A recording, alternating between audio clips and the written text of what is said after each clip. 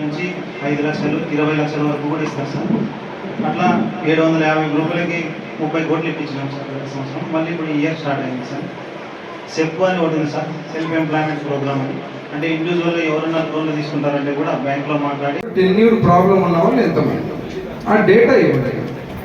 ఒకటి ఇదైన తర్వాత మెప్మా డబ్బులు వాడుకుంటాం, లేదంటే ఎవరి డబ్బులు వాళ్ళకి రిటర్న్ ఇచ్చేస్తామని చెప్పేసి అందరికీ కూడా తెలుసు ఈ విషయం. ఇది ఎలాగనుకున్నారో నాకైతే తెలియదు. మేమైతే ఒక 10 మందికి ఉపాధి ఇవ్వాలన్న ఉద్దేశంతో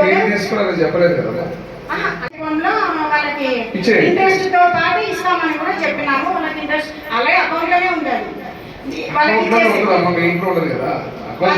అదే సార్. కానీ అది మేమైతే వచ్చేసి ఫ్రీ ఇస్తారు సార్.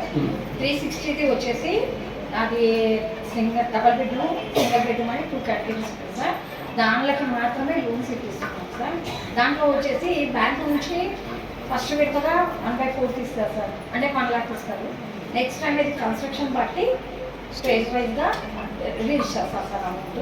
ఆ విధంగా ఫస్ట్ వైజ్ అయితే మొత్తం రిలీజ్ అయ్యింది, నెక్స్ట్ది కాలేదు. కానీ అప్పట్లోనే ఇప్పుడు లోన్స్ అవి అనుకున్నందుకు ఆ ప్రాసెస్లో కంప్లీట్ బ్యాంకర్స్ ఏమంటున్నారంటే మాకు హౌస్ కంప్లీట్ అయితే కానీ ఇవ్వలేమే వేలోనే వచ్చారు సార్. వాళ్ళు కూడా వాళ్ళు ఫీల్డ్కి తీసుకెళ్ళి ఇల్లు చూపించి బెనిఫిషియర్తో మాట్లాడించి అంతా చేసిన తర్వాతే నెక్స్ట్ ప్రాసెస్కి వెళ్ళాం సార్. ఇంకా ప్రాసెస్ అయితే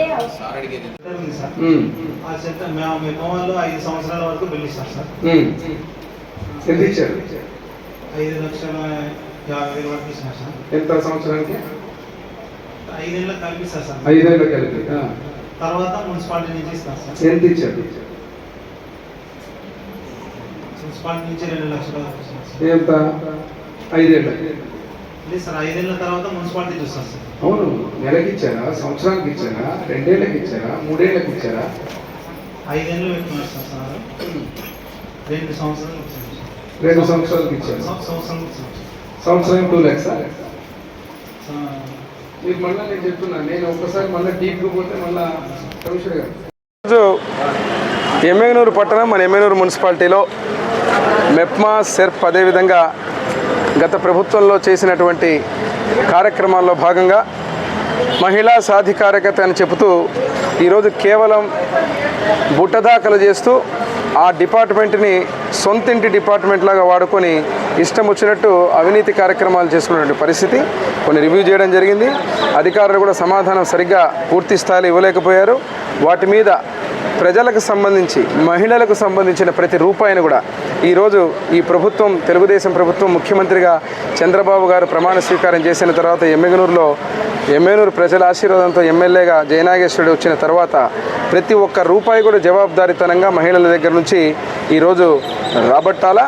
ఏదైతే పొరపాట్లు జరిగేటువంటి అవకాశం ఉన్నటువంటి, ఇప్పుడే చూశారు ఒక టీఎల్ఎఫ్ దగ్గర దాదాపు 20 లక్షల రూపాయలు, అంటే అది మార్ట్ కోసం తీసుకున్నాం. గత ప్రభుత్వం మారిందని చెప్పి కాకమ్మ కబుర్లు చెప్పేటువంటి పరిస్థితి.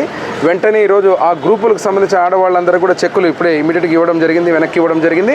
ఇటువంటి అన్ని చర్యలు కూడా ఈ డిపార్ట్మెంట్ని, అదే రకంగా మహిళా సాధికారతను అత్యంత ప్రామాణికంగా గతంలో చంద్రబాబు గారు ప్రతిపక్షంలో ఉన్నప్పుడు చెప్పిన ప్రతి మాటను కూడా రానున్న రోజుల్లో అద్భుతంగా ఎమ్మెగనూరు మున్సిపాలిటీని ఆదర్శంగా రాష్ట్రంలోనే గతంలో నా తండ్రి బివి మోహన్ రెడ్డి గారు గ్రేడ్ 1గా పెట్టడం, నెంబర్ 1 మున్సిపాలిటీకి పెట్టడం జరిగింది.